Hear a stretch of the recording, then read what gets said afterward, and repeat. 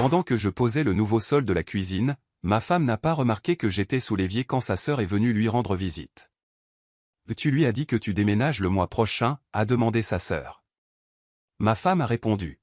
« Absolument pas. Je dois d'abord assurer ma promotion, et ensuite récupérer la moitié de notre compte joint. » Elles ont discuté du timing. Pendant ce temps, je suis resté silencieux, à travailler. Fou de rage, j'ai fini les travaux sans révéler ce que j'avais entendu. 5 jours plus tard, elle a regretté chaque mot. Là, elle parlait de déménager et de vider notre compte d'épargne, et j'étais là, allongé sur le dos, à écouter chaque mot. Ma femme, Catherine, et moi sommes mariés depuis 7 ans. Nous avons acheté notre première maison il y a 3 ans. Rien de luxueux, juste une maison à 3 chambres avec de bonnes fondations, mais entièrement rénovée. Étant dans le secteur de la rénovation, j'ai petit à petit refait chaque pièce. Notre relation était comme cette maison, des bases solides, une bonne structure, mais peut-être nécessitant quelques ajustements. Du moins, c'est ce que je croyais. Le mois dernier, Catherine n'arrêtait pas de faire des allusions pour que la cuisine soit terminée avant l'été. J'avais remarqué qu'elle se comportait différemment, elle restait tard au travail, collée à son téléphone, prenant des appels dans une autre pièce. Un comportement suspect typique, mais je l'avais mis sur le compte du stress dû à la promotion qu'elle allait bientôt obtenir. Quelle idiotie de ma part. Je pensais que finir la cuisine la rendrait heureuse et lui montrerait que j'étais investi dans notre avenir.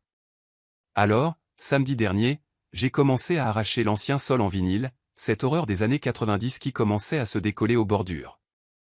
Le plan était d'installer un sol vinyle imitation bois, de la couleur que Catherine avait choisie avec enthousiasme pour l'accorder avec le nouveau carrelage de cuisine. J'avais presque fini la démolition et je commençais à m'occuper de la plomberie sous l'évier, en ajustant quelques tuyaux pour qu'ils s'adaptent à la profondeur du nouveau meuble.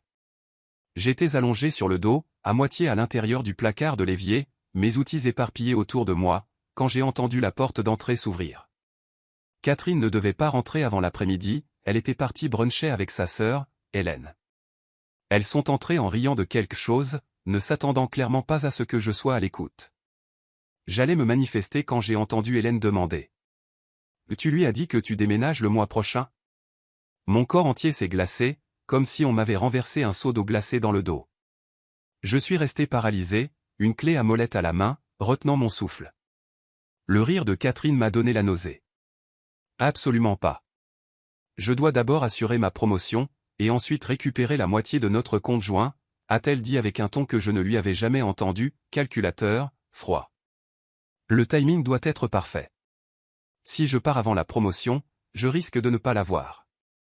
Mais une fois que je l'ai, ce sont 20 000 € de plus par an dans ma poche. Hélène lui a demandé si elle avait peur que je découvre tout. Catherine s'est moquée, elle a dit que j'étais trop occupé à jouer avec mes outils pour remarquer quoi que ce soit, que j'étais prévisible, que je serais anéanti, mais que je ne réagirais pas.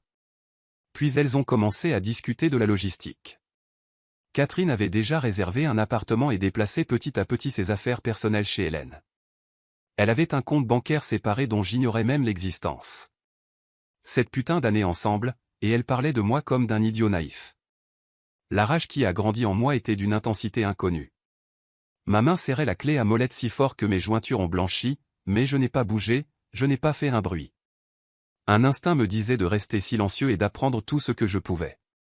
Elles sont passées au salon, leur voix plus lointaine, mais toujours audible. Catherine s'inquiétait des comptes joints, réfléchissant à comment maximiser ce qu'elle pourrait prendre. Hélène a suggéré de parler à une amie qui avait nettoyé son ex pendant le divorce. Elle discutait du timing comme d'une opération militaire. Catherine voulait attendre après l'anniversaire de ses parents le mois suivant, pour ne pas gâcher leur fête. Quelle considération! Je suis resté allongé là pendant des heures, en réalité probablement 20 minutes, jusqu'à ce qu'elles décident de ressortir pour finir leur journée de shopping. La porte s'est refermée. J'ai rampé hors de l'espace sous l'évier, le sentiment que ma poitrine avait été vidée à la cuillère, une cuillère rouillée. Tu sais quelle a été la pire partie? Nous parlions de fonder une famille. J'avais économisé pour des traitements de fertilité parce que Catherine souffrait du syndrome des ovaires polykystiques. Il y avait 15 000 $ sur un compte, spécifiquement réservé à notre future famille, une famille qu'elle savait n'existerait jamais. J'ai marché dans la cuisine à moitié démolie, l'esprit en ébullition. Mon premier réflexe a été de faire mes valises et de partir quand elle rentrerait, ou de la confronter dès qu'elle franchirait la porte. Mais quelque chose m'en a empêché. Plus je pensais à la certitude arrogante avec laquelle elle était convaincue que je ne réagirais pas, que j'étais trop prévisible, plus ma détermination à lui prouver le contraire grandissait. Alors j'ai fait la chose la plus difficile de ma vie, je suis retourné au travail. J'ai canalisé chaque goutte de rage dans la pose du sol. Quand Catherine est rentrée vers 18 h, la moitié du nouveau sol était déjà posé. Je travaillais avec une précision mécanique, ce qui m'aidait à garder la raison. Elle est entrée en souriant, a commenté à quel point c'était beau, et m'a demandé si je voulais commander à manger, puisque la cuisine était en travaux. J'ai souri et dit oui. Cette soirée a été surréaliste. Nous avons mangé chinois sur le canapé, regardé une série Netflix que je ne suivais pas, et elle s'est blottie contre moi comme si tout était normal. Elle a même initié une relation intime plus tard, ce qui me faisait maintenant me demander si c'était par culpabilité ou juste pour garder les apparences. J'ai joué le jeu, ne ressentant que du dégoût et de la colère. Chaque contact, chaque faux sourire était comme du papier de verre sur mon âme. Mais j'ai joué mon rôle, j'ai dit que je l'aimais avant de nous endormir, tout en me jurant silencieusement qu'elle regretterait chaque mot que j'avais entendu. Dormir n'était pas une option. Dès que la respiration de Catherine s'est régularisée, je me suis levé et j'ai commencé ma mission de reconnaissance. Son téléphone était verrouillé, mais je connaissais le mot de passe de son ordinateur portable.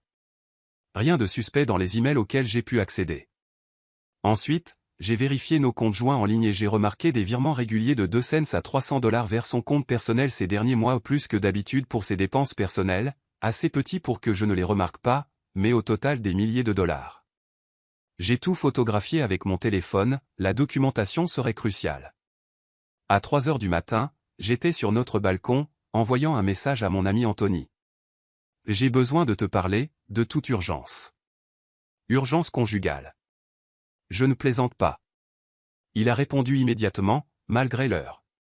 Le déjeuner demain, à l'endroit habituel. Le lendemain matin, je suis retourné à la pose du sol avant que Catherine ne se réveille, agissant normalement le travail le plus difficile que j'ai jamais fait, plus dur que n'importe quelle rénovation. Elle m'a embrassé pour me dire au revoir, m'a dit qu'elle avait de la chance d'avoir un mari aussi doué, et est partie travailler. Dès que sa voiture a disparu, je me suis affaissé contre les nouveaux meubles de cuisine, tremblant de rage et de trahison. Mais je ne serais pas l'idiot prévisible qu'elle croyait. La rénovation continuerait exactement comme elle le voulait, parfaite, belle, tout ce dont elle rêvait. Et pendant que je travaillais, je construisais autre chose, le plan parfait pour lui faire regretter d'avoir pensé qu'elle pouvait me jeter comme un vieux sol en vinyle. Dimanche soir, j'avais fini la plus grande partie de la pose du sol. Le travail physique m'aidait à digérer le choc. Chaque clou que j'enfonçais était comme un morceau de ma détermination que je sécurisais, chaque coupe mesurée était un pas calculé dans mon plan qui se dessinait. Catherine était pleine de compliments et d'affection, elle m'a même apporté une bière pendant que je travaillais et parlait de son impatience de voir la cuisine terminée.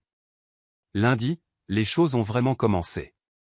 Le déjeuner avec Anthony était exactement ce dont j'avais besoin. Nous nous sommes retrouvés à notre endroit habituel, et dès que je lui ai raconté ce qui s'était passé, il est passé de l'inquiétude à la fureur à ma place. « Il faut que tu réagisses plus fort qu'elle ne s'y attend, mon pote, a-t-il dit entre deux bouchées. Là elle te croit prévisible. Montre-lui à quel point elle a tort. » Nous avons passé l'heure du déjeuner à planifier ce que je devais faire, séparer les finances, tout documenter, consulter un avocat avant qu'elle n'ait la chance de bouger.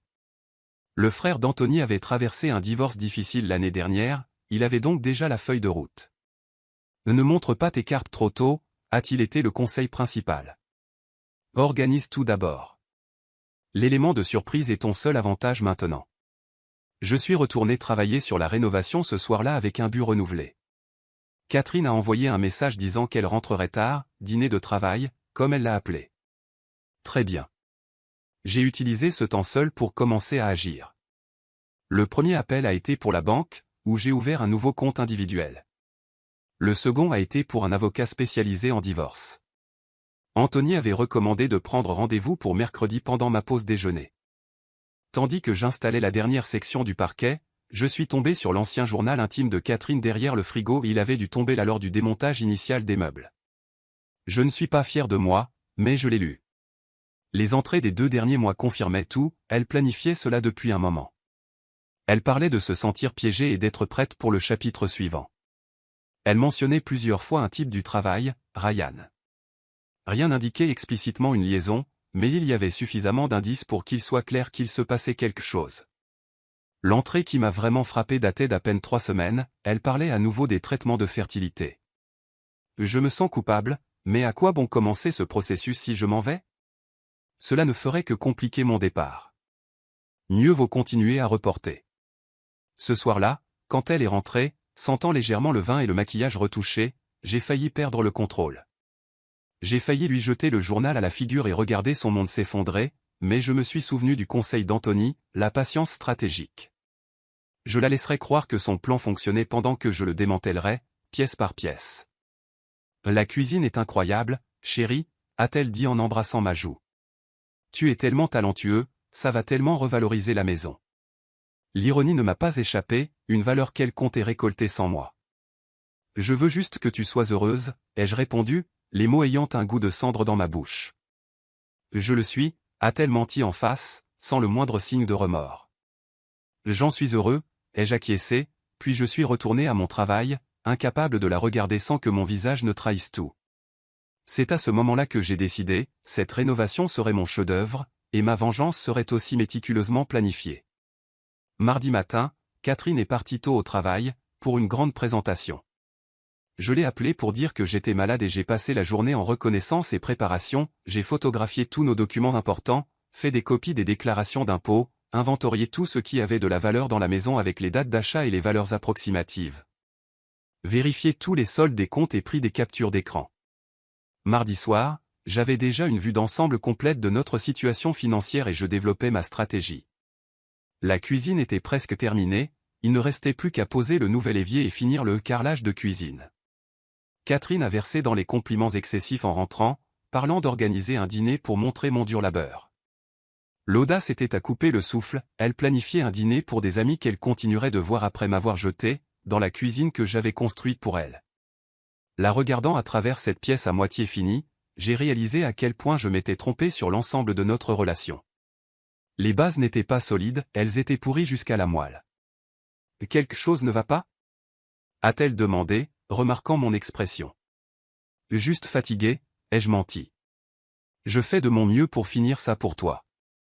Elle a souri, apparemment satisfaite de mon explication.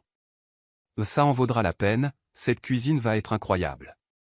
Oui, ai-je approuvé, retournant à la pose de l'évier. Tu n'as aucune idée à quel point elle va être incroyable. Tandis que je travaillais tard dans la nuit, je l'entendais au téléphone dans notre chambre, à voix basse, parlant probablement avec Hélène de leur plan ou peut-être avec Ryan. À ce stade, les détails n'avaient plus d'importance. Ce qui comptait, c'était ce que j'allais faire ensuite. Mercredi matin, j'avais déjà la charpente de mon plan prête. 5 jours, c'est le temps que j'estimais nécessaire pour tout mettre en place. 5 jours à faire semblant de travailler sur la rénovation, à préparer soigneusement. 5 jours avant que Catherine ne regrette chaque mot prononcé sous cet évier et elle n'aurait même pas idée de ce qui l'attendait. Mise à jour 1. Jour 1 mercredi. Le lendemain de mon déjeuner avec Anthony, je me suis réveillé avec une clarté étrange. Catherine était déjà partie tôt pour une réunion, selon son SMS. La maison semblait différente d'une certaine manière, comme quand vous êtes sur le point de rénover un bien et que vous pouvez voir au-delà du désordre actuel ce qu'il pourrait devenir. Mon rendez-vous avec l'avocat spécialisé en divorce a été révélateur. J'avais apporté des copies de tous nos documents financiers. L'avocat, direct et sans détour, a écouté mon histoire sans sourciller et m'a expliqué combien il était crucial que j'aie découvert les plans de Catherine avant qu'elle ne les exécute. Dans mon état, vider les comptes joints n'est pas techniquement illégal entre époux, mais si Catherine avait tout pris la première, cela aurait été un cauchemar. Le jour même, j'ai viré exactement la moitié de nos économies communes, 37 000 $, pas un centime de plus que ma part légitime. Je n'allais pas jouer sale comme Catherine le planifiait, mais je n'allais pas non plus me laisser marcher dessus. De retour à la maison, je me suis directement remis à la cuisine.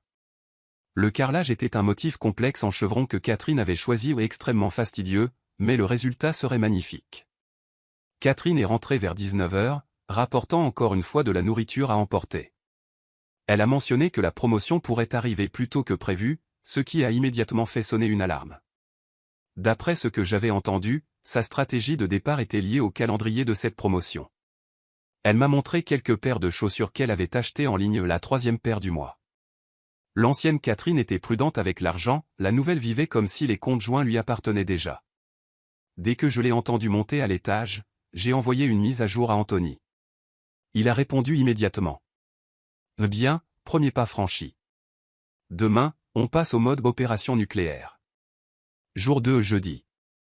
Le 2e jour a été consacré à la documentation et à la collecte d'informations. Oui, je sais ce que cela donne, mais quand votre femme prévoit de vous saigner financièrement, vous prenez cela au sérieux. J'ai pris des photos de tout ce qui avait de la valeur dans la maison avant que Catherine ne se réveille, j'ai fait une feuille de calcul notant quand chaque objet a été acheté et par qui. Pendant que Catherine était sous la douche, j'ai rapidement vérifié son agenda. Il y était, rendez-vous avec Janine à 13h. Janine était son amie qui avait divorcé, la même amie qui, selon la sœur de Catherine, avait nettoyé son ex pendant le processus. Vers midi, j'ai installé une de ces applications de contrôle parental sur l'ordinateur portable que nous partagions. Catherine l'utilisait plus que moi, et j'avais besoin de savoir ce qu'elle planifiait. En milieu d'après-midi, j'ai terminé le carrelage et j'ai installé les nouvelles poignées de tiroir. Catherine avait choisi des poignées noires mat qui coûtaient bien plus que nécessaire. Anthony est passé après le travail avec de la bière et une pizza. Nous nous sommes assis sur la terrasse à l'arrière, où les voisins ne pouvaient pas nous entendre, et je l'ai mis à jour sur la situation. Je lui ai demandé si j'exagérais, et Anthony m'a simplement regardé comme si j'étais le plus grand idiot du monde. Il m'a rappelé son compte secret, l'appartement réservé et le déménagement caché de ses affaires personnelles chez sa sœur. Quand nous avons entendu la voiture de Catherine dans l'allée, Anthony est parti par la porte du jardin. Catherine est entrée presque euphorique. Elle est venue derrière moi, a enlacé ma taille et a dit que la promotion était pratiquement assurée, l'offre officielle arriverait lundi ou mardi de la semaine suivante. Ce soir-là, alors que nous étions au lit, Catherine s'est blottie contre moi comme si tout était normal. Elle a demandé si la cuisine serait prête pour samedi, pour une éventuelle soirée entre amis. J'ai dit qu'elle serait prête le lendemain, en avance sur le calendrier. Après qu'elle se soit endormie, j'ai vérifié l'application de contrôle, il y avait de nouveaux emails entre Catherine et Hélène discutant du contrat de location de l'appartement. Catherine l'avait signé hier, le déménagement était prévu exactement dans 4 semaines. Jour 3 vendredi. Vendredi a été la journée du gros œuvre. La plupart de la cuisine était terminée, mais il manquait encore les finitions, l'éclairage sous les meubles, les dernières retouches de peinture. D'abord, je suis allé au coffre-fort et j'ai sorti les bijoux de ma grand-mère que Catherine portait parfois ou des héritages familiaux qui ne lui avaient jamais vraiment appartenu. J'ai tout emballé soigneusement et je l'ai apporté chez mes parents. Ensuite, je suis allé à la banque et j'ai fermé la carte de crédit conjointe, en ouvrant une nouvelle à mon nom seulement, dans une autre banque. Pendant que j'étais dehors, j'ai appelé la clinique de fertilité et j'ai expliqué que je devais clôturer notre compte, les 15 000 $ que nous avions économisés seraient retournés dans 5 à 7 jours ouvrés. Je leur ai donné les coordonnées de mon nouveau compte individuel. De retour à la maison, j'ai ajouté les touches finales à la cuisine. En installant la dernière pièce de plainte, j'ai ressenti quelque chose ou une sorte de fierté déformée. J'avais construit quelque chose de beau, quelque chose qu'elle aurait à peine le temps d'apprécier, mais je n'avais pas encore terminé. Il y avait un dernier détail spécial que je voulais ajouter. J'ai soigneusement retiré le nouveau meuble sous l'évier, précisément celui sous lequel j'étais lorsque j'avais entendu leur conversation. À l'intérieur du mur, j'ai laissé un sac Ziploc scellé contenant une transcription imprimée de ce que j'avais entendu ce jour-là, ainsi que des copies du contrat de location de l'appartement, des virements bancaires et de l'entrée de son journal intime. Mesquin? Absolument. Satisfaisant? Oh que oui. Vous n'avez aucune idée. Quand Catherine est rentrée, elle a poussé un cri de joie en voyant la cuisine terminée, disant qu'elle était encore mieux que dans ses rêves. Nous avons fini par commander des sushis tandis que Catherine prenait des photos pour Instagram, #KitchenReno, #DreamKitchen, #BlissfulHomeLife. Plus tard, Catherine est descendue vêtue d'une lingerie que je n'avais jamais vue auparavant et a dit qu'elle voulait baptiser la nouvelle cuisine. Pendant une seconde, j'ai failli perdre le contrôle, j'ai failli tout lui révéler, mais je me suis rappelé, encore 2 jours. Seulement 2 jours de plus jusqu'à ce que mon plan soit entièrement prêt. Alors, j'ai fait le nécessaire, ne ressentant que du mépris à chaque contact. Plus tard, j'ai de nouveau vérifié l'application de contrôle. Elle avait envoyé un message. Hélène, la cuisine est incroyable.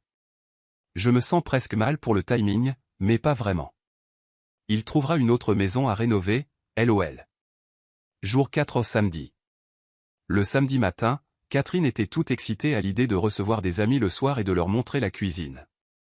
Pendant qu'elle faisait les courses, j'ai finalisé tous les préparatifs financiers, j'ai modifié mon virement direct, fait des copies de tous les documents importants, téléchargé nos photos du cloud partagé. Anthony est passé pour m'aider à déménager quelques-uns de mes effets essentiels dans son garage, des choses que Catherine ne remarquerait pas immédiatement, mais que je ne voulais pas perdre dans le chaos de la séparation. Il m'a demandé si j'étais sûr de vouloir attendre jusqu'à demain, ne serait-ce pas mieux de le faire avant l'arrivée des invités? J'ai expliqué mon raisonnement, je voulais qu'elle ait son moment, qu'elle sente que tout se passait à la perfection. Plus elle se sentirait au sommet ce soir-là, plus la chute serait dure le lendemain. Vers 18 h, les invités ont commencé à arriver. Hélène a été la première, me donnant une étreinte étrangement chaleureuse qui m'a fait me demander exactement ce qu'elle savait. La soirée elle-même a été surréaliste, j'ai grillé des steaks, servi des boissons, ri aux blagues, tout en observant Catherine jouer son rôle d'épouse heureuse pendant le dîner. La conversation s'est tournée vers les projets d'avenir, un couple envisageait de fonder une famille et tout le monde nous a regardés avec attente. Sans manquer un battement, Catherine a entamé son discours sur le fait que nous planifions de commencer à essayer bientôt. J'ai failli m'étouffer avec ma bière, l'audace était à couper le souffle. Hélène m'a lancé un regard gêné de l'autre côté de la table, au moins, elle avait la décence d'éprouver un peu de culpitude face à ce mensonge. Jour 5 dimanche. Le dernier jour est arrivé, avec un symbolisme parfait, des nuages sombres et une prévision de tempête violente. Catherine dormait encore lorsque je me suis levé et ai préparé le café. Je me suis assis au comptoir de la cuisine, admirant mon travail une dernière fois. J'avais planifié chaque détail de cette journée. Les parents de Catherine devaient venir déjeuner à son idée, pas la mienne. Elle voulait leur montrer la cuisine aussi. Tous ceux qui comptaient pour elle seraient là pour être témoins de ce qui allait suivre. En buvant mon café, j'ai ressenti un calme étrange. La panique et la rage s'étaient cristallisées en quelque chose de plus dur, de plus résolu. Je n'étais plus en train d'accrocher des plaques de plâtre dans une tornade, j'installais la dernière et parfaite pièce de moulure sur un chef-d'œuvre de vengeance. Catherine est finalement descendue vers 9 h, bâillant et demandant si j'avais fait assez de café pour elle. Elle n'a même pas remarqué mon humeur, trop occupée à vérifier son téléphone et à planifier le déjeuner. Ses parents arriveraient à midi. Il me restait 3 heures de faux-semblant, 3 heures avant de détruire la vie que Catherine pensait avoir si soigneusement construite. La tempête a commencé juste à leur arrivée, la pluie fouettant les fenêtres de notre nouvelle cuisine, créant la toile de fond dramatique parfaite pour la révélation de la rénovation la plus importante de ma vie. Et contrairement à Catherine, je ne comptais pas retarder ma propre démolition personnelle, pas une minute de plus. Mise à jour finale. Le dimanche matin était différent, vous savez, ce calme qui précède la démolition d'un mur, quand tout est préparé, les outils sont à portée de main et qu'on n'attend que le moment de lever le marteau. C'est ce que je ressentais, assis sur le comptoir de la cuisine, buvant mon café et observant les nuages d'orage se former à l'extérieur. Catherine est descendue vers 9 h, encore ensommeillée et inconsciente de ce qui allait arriver. Elle s'est servie du café et a commencé à bavarder sur les préparatifs du déjeuner pour ses parents. J'acquiesçais aux bons endroits tout en faisant défiler mon téléphone, vérifiant que tout était en place. Je n'avais quasiment pas dormi la nuit précédente, repassant le plan dans ma tête, non par nervosité, mais pour me souvenir de chaque détail de ce qui allait se passer. 7 ans de mariage étaient sur le point de s'effondrer, et je voulais être totalement présent pour cela. La mère de Catherine a envoyé un message disant qu'elles arriveraient avec 15 minutes de retard. Catherine semblait agacée, elle avait toujours détesté quand son planning précis était interrompu. Elle a commencé à couper des légumes pour la salade, commentant à quel point le nouveau plan de travail facilitait la préparation. L'ironie ne m'a pas échappé, elle admirait le travail d'une cuisine qu'elle prévoyait de profiter sans moi. J'ai posé mon téléphone sur le rebord de la fenêtre, pointé vers le comptoir de la cuisine, et j'ai appuyé sur le bouton d'enregistrement pas pour des raisons légales, mon état exige le consentement des deux parties, mais pour ma propre santé mentale. Plus tard, quand Catherine tenterait inévitablement de déformer ce qui s'était passé. À 12 h 15, la sonnette a retenti. Les parents de Catherine sont arrivés, un peu mouillés par la pluie, mais joyeux. Le père, Tom, a immédiatement commenté la peinture extérieure que j'avais faite l'été dernier. La mère, Diane, a apporté des fleurs pour la table toujours attentionnée. J'ai toujours aimé les parents de Catherine, ce qui rendait ce qui allait arriver encore plus difficile. Catherine les a guidés dans la grande visite de la cuisine, indiquant chaque détail comme si elle l'avait construit elle-même. Les parents ont émis les sons appropriés d'admiration. Tom a demandé le coût, et Catherine a haussé les épaules, disant que nous parlerions chiffres plus tard. J'ai failli rire, elle n'avait aucune idée des chiffres dont nous allions vraiment discuter. Dès que Catherine a terminé la visite, Diane a demandé quand nous recevrions des gens pour voir la cuisine. Catherine a mentionné que nous avions déjà reçu des amis la veille et qu'elle pensait inviter son équipe de travail le week-end suivant. J'ai simplement souri, sachant qu'il n'y aurait aucun dîner d'équipe le week-end suivant. Tout le monde s'est assis à la table à manger pour le déjeuner. Catherine avait préparé la lasagne de la recette de sa mère, l'une des rares choses qu'elle cuisinait bien. Alors que nous mangions, la conversation s'est naturellement tournée vers la promotion que Catherine allait bientôt obtenir, le moment que j'attendais. Elle a parlé de son enthousiasme pour cette prochaine étape de carrière, de ce que cela signifierait plus d'argent pour notre avenir. Elle a même tenu ma main en parlant à la performance ultime de l'épouse aimante. Son père a levé son verre pour un toast à son succès. Tout le monde a trinqué et, à ce moment de célébration, j'ai décidé qu'il était temps. Après avoir bu une gorgée, j'ai posé mon verre avec soin sur la table et j'ai dit que j'avais aussi une annonce, quelque chose à ajouter à la célébration. Tout le monde s'est tourné vers moi, plein d'attente. Catherine avait ce regard à moitié curieux, à moitié agacé qu'on interrompe son moment. J'ai souri et j'ai dit. J'ai découvert quelque chose d'intéressant sous l'évier le week-end dernier, pendant les travaux. L'expression de Catherine n'a pas changé, mais j'ai vu une lueur de confusion dans ses yeux. J'ai pris mon téléphone, j'ai tapoté quelques fois sur l'écran et je l'ai posé au centre de la table. L'enregistrement que j'avais fait s'est mis à jouer. Les voix de Catherine et Hélène étaient cristallines. Tu lui as dit que tu déménages le mois prochain? Absolument pas. Je dois d'abord assurer ma promotion, et ensuite récupérer la moitié de notre compte joint. J'avais monté l'audio pour n'en garder que les 30 secondes les plus compromettantes. Pendant que ça jouait, j'ai vu la couleur quitter le visage de Catherine. Ses parents étaient complètement pétrifiés, leur couvert suspendu à mi-chemin de leur bouche. Quand ça s'est arrêté, il y a eu un moment de silence absolu, brisé seulement par le son de la pluie frappant les fenêtres. La mère de Catherine a parlé la première, presque dans un murmure. « Catherine, c'est bien toi sur cet enregistrement ?» Le visage de Catherine est passé par la stupeur, l'embarras, et s'est finalement figé sur la colère. Elle s'est tournée vers moi, m'invectivant de tous les noms. « Comment oses-tu enregistrer mes conversations privées? C'est illégal. Tu manipules la situation, tu sors tout de son contexte. » Je suis resté assis, la laissant s'enfoncer encore plus avec chaque dénégation. Quand elle a finalement été à bout de souffle, j'ai dit calmement que je n'avais pas enregistré la conversation originale. J'étais sous l'évier en train de travailler quand elles étaient entrées et j'avais entendu chaque mot en temps réel.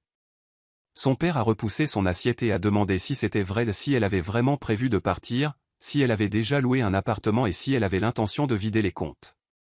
Catherine a commencé à pleurer, pas des larmes sincères, mais le genre manipulateur qu'elle utilisait toujours quand elle était prise en flagrant délit de mensonge.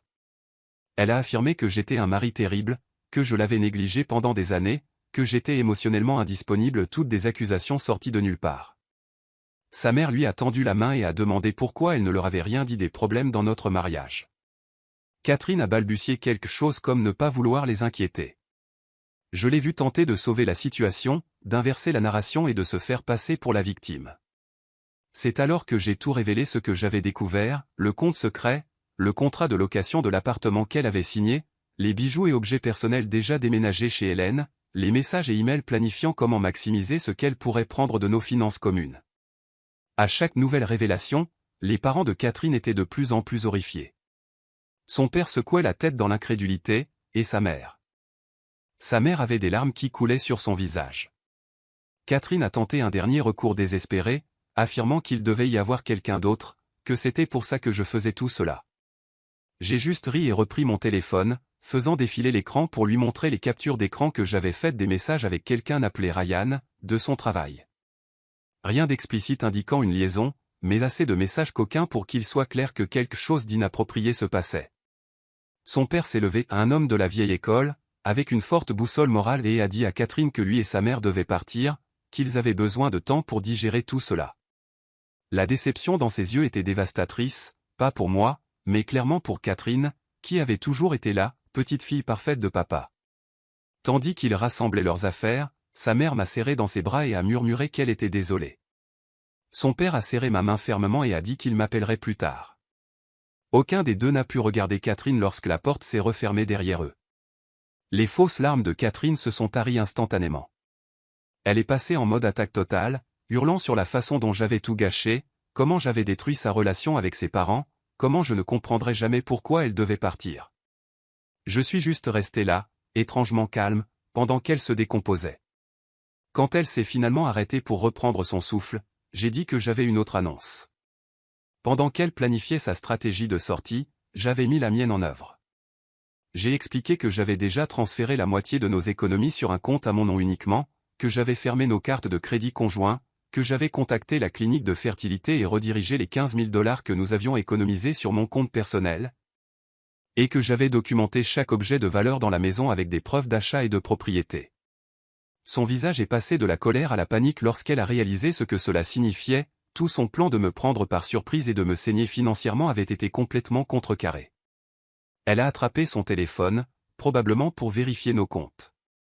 Ses mains tremblaient tellement qu'elle a lâché l'appareil 2 fois avant de pouvoir se connecter.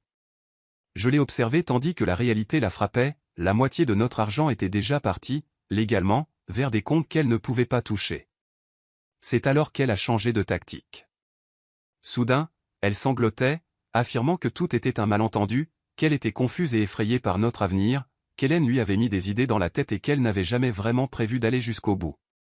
J'ai interrogé à propos du contrat d'appartement, du compte secret, des objets déjà déménagés chez Hélène, elle n'avait aucune réponse. Puis, dans ce que je ne peux décrire que comme un ultime désespoir, elle a tenté une dernière approche, elle s'est approchée, a posé sa main sur ma poitrine, disant que nous pourrions régler cela, qu'elle était désolée et voulait réessayer, que la promotion signifierait plus d'argent pour nous deux. J'ai fait un pas en arrière et j'ai dit que j'avais déjà consulté un avocat spécialisé en divorce, que les documents étaient prêts à être déposés demain matin. J'avais même été généreux, je ne demandais pas de pension alimentaire, bien que je l'ai soutenue pendant ses études supérieures au début de notre mariage.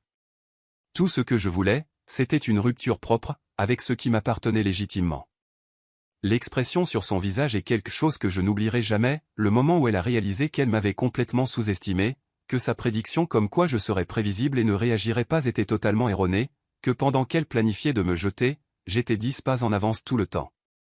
Elle m'a demandé où j'allais. J'ai dit que j'avais déjà prévu de rester chez Anthony pendant un moment, le temps de trouver un nouvel endroit, et que je déménagerais mes affaires aujourd'hui même. Catherine m'a suivi à l'étage, essayant encore différents angles pour sauver la situation. Elle s'inquiétait de ce que les gens penseraient, de la façon dont cela affecterait sa promotion s'ils savaient qu'elle avait perdu la maison qu'elle aimait tant. Pendant que je faisais ma valise avec des vêtements, j'ai expliqué que je n'avais pas l'intention de médire d'elle auprès des amis ou au travail, ce n'était pas mon style, mais que je ne mentirais pas non plus si quelqu'un demandait ce qui s'était passé. Quand j'ai fini de rassembler mes affaires essentielles, je suis redescendu à la cuisine, Catherine toujours à mes trousses, alternant entre les menaces et les supplications. Je me suis arrêté dans la cuisine un dernier instant, j'ai fait un geste vers le bel espace que j'avais créé et j'ai dit que je lui avais laissé une dernière surprise, quelque chose qu'elle ne découvrirait que si la cuisine était rénovée à nouveau un jour. Je ne révélerai pas ce que c'était, mais cela fonctionnerait comme une capsule temporelle de la fin de notre mariage. Le fait de ne pas savoir la rendrait folle, exactement comme prévu. Chaque fois qu'elle utiliserait cette cuisine, elle se demanderait quel message j'avais laissé caché dans les murs, quelle preuve ou quel mot était scellé derrière cette perfection qu'elle admirait tant. Avant de partir, je lui ai remis un dossier contenant des copies de tout ce que j'avais découvert, le contrat de location, les relevés bancaires, les messages, les entrées du journal intime. J'ai dit que j'avais les originaux en sécurité ailleurs, pas comme une menace, mais pour qu'elle comprenne que nier ce qu'elle avait fait serait inutile. En chargeant ma valise dans la camionnette, la pluie avait cessé et un soleil pâle commençait à percer les nuages.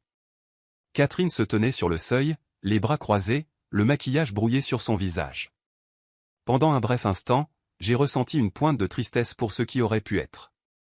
7 ans, c'est long à passer avec quelqu'un, même si les fondations se sont révélées pourries. Je suis monté dans la camionnette et je suis parti pour la maison d'Anthony. Il m'attendait sur le perron avec une bière pour chacun de nous. Pas de questions, pas de « je te l'avais dit », juste un soutien solide quand j'en avais le plus besoin. Cette nuit-là, Catherine a bombardé mon téléphone de messages, d'abord en colère, puis des excuses, puis du désespoir. Je les ai tous lus, mais je n'ai pas répondu. Sa sœur, Hélène, a appelé 2 fois, je l'ai laissé passer sur la boîte vocale. La mère de Catherine a envoyé un message juste pour dire qu'elle pensait à moi et espérait que j'allais bien. Dormir cette nuit-là a été le mieux que j'ai dormi depuis une semaine, même sur le lit d'appoint dur d'Anthony. Le soulagement de ne plus porter le poids de ce secret, de ne plus devoir faire semblant, était indescriptible. Lundi matin, mon avocat a déposé les papiers du divorce. Lundi après-midi, la promotion de Catherine a été officiellement annoncée, je l'ai vue sur LinkedIn. Le timing n'aurait pas pu être plus parfait, elle a obtenu ce qu'elle voulait professionnellement le jour même où sa vie personnelle s'effondrait complètement. Mardi, elle a retiré son statut de relation sur Facebook. Cela fait 3 semaines maintenant. J'ai trouvé un petit appartement plus près de mon travail et je me suis plongé dans des projets, me tenant occupé pour ne pas ressasser le passé. Certains jours sont plus difficiles que d'autres, on ne se débarrasse pas de 7 ans en une nuit. Catherine a essayé de prendre contact plusieurs fois, elle s'est même présentée une fois chez Anthony pour me chercher. Je n'ai maintenu aucun contact direct, seulement par le biais de l'avocat, c'est plus propre ainsi. Les amis, comme prévu, ont pris parti. Certains amis communs ont été choqués, d'autres ont admis avoir perçu des signes de problème.